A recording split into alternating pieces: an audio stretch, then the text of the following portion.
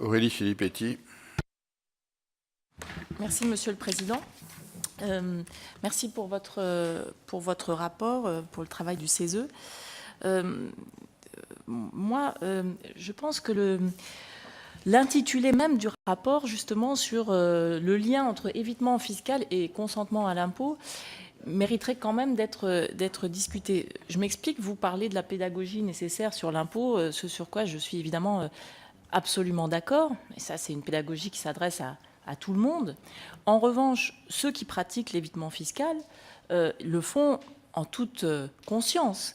Et ils le font vraiment avec l'objectif de pouvoir ainsi contourner la législation, ou l'esprit de la loi, en tout cas. Donc, faire ce lien entre le consentement à l'impôt et l'évitement fiscal, c'est finalement presque donner des circonstances atténuantes à ceux qui pratiquent ce qu'on doit appeler de la fraude à l'esprit de la loi à grande échelle, et avec des conséquences absolument désastreuses, aussi bien pour les finances des États, mais pour l'ensemble des acteurs économiques. Je prends le cadre, par exemple, des GAFA. On sait qu'elles font de la captation de la valeur économique créée par l'ensemble des acteurs culturels, par exemple. Mais on peut évidemment appliquer cela aussi à l'ensemble des entreprises industrielles, et on sait les conséquences dramatiques que cela a sur l'emploi industriel dans nos pays développés. Donc, pour moi, j'ai vraiment une réticence sur ce lien qui est fait dans le rapport entre le consentement à l'impôt et la pédagogie et l'évitement fiscal. Parce que pour moi, la pédagogie, elle doit être faite à destination de l'ensemble des concitoyens, mais ceux qui font de l'évitement fiscal, ils le font sciemment en payant d'ailleurs des cabinets de conseil, des cabinets qui pratiquent ce genre de mécanismes d'optimisation à grande échelle. D'ailleurs, je remarque que quand on parle de fraude fiscale, on emploie toujours des mots qui euphémisent. On parle d'optimisation, on parle d'évitement, mais lorsqu'on parle en revanche de grands thèmes de nos collègues de l'autre côté de l'hémicycle, quand on parle de fraude sociale, fraude aux assédiques, là on parle bien de fraude. Donc on a l'impression que, là encore, il y a une justice à deux vitesses. Selon que vous serez puissant ou misérable, la justice fiscale, en tout cas, ne vous traitera pas de la même manière. Et moi, j'aimerais vraiment que, lorsqu'on parle d'évitement fiscal, on insiste bien sur le fait que c'est de la fraude qui est absolument délétère pour les sociétés, pour les États, pour l'emploi.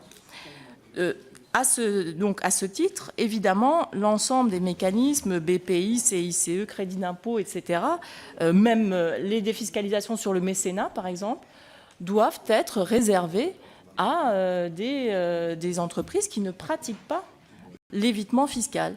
Donc il faut trouver le moyen de le faire. Alors là-dessus, j'en arrive à une question précise. Oui, d'abord saluer aussi les préconisations que vous faites, et notamment sur le statut européen des lanceurs d'alerte. Le Parlement européen et nous-mêmes ici à l'Assemblée, on a été très mobilisés là-dessus. Mais moi, ce que j'aimerais savoir, parce que le verrou de Bercy, il est bien réel. Et pour ma part, je trouve que c'est un problème. Il ne s'agit pas de livrer les entreprises françaises à une concurrence déloyale. D'ailleurs, les entreprises chinoises ou les entreprises américaines, elles sont peut-être mieux informées sur l'état des comptes des entreprises françaises par des phénomènes de hacking, etc., que nous-mêmes, parlementaires de la Commission des finances. Donc, ce verrou de Bercy, il est intolérable du point de vue démocratique. On ne doit pas empêcher, Bercy ne doit pas pouvoir empêcher des enquêtes de l'administration fiscale légitime sur des mécanismes d'évitement fiscal. Comment faire pour que l'Assemblée, et notamment la Commission des finances, comment faire pour que l'Assemblée, et notamment la Commission des finances, puissent avoir un pouvoir de contrôle renforcé sur ce genre de dossier? Il y a évidemment le président de la Commission qui sont dotés des pouvoirs qui sont en fait habilités au secret fiscal. Mais c'est limité au président et au rapporteur général. La Commission des finances elle-même ne peut pas avoir accès à un certain nombre de dossiers. Donc comment est-ce que vous envisagez finalement le renforcement du rôle du Parlement et en particulier de la Commission des finances dans la lutte contre l'évitement fiscal. Quelles mesures pourraient être proposées pour nous donner, à nous, des pouvoirs supplémentaires dans cette lutte? Merci. Allez, un remake d'Eric Woerth. Oui,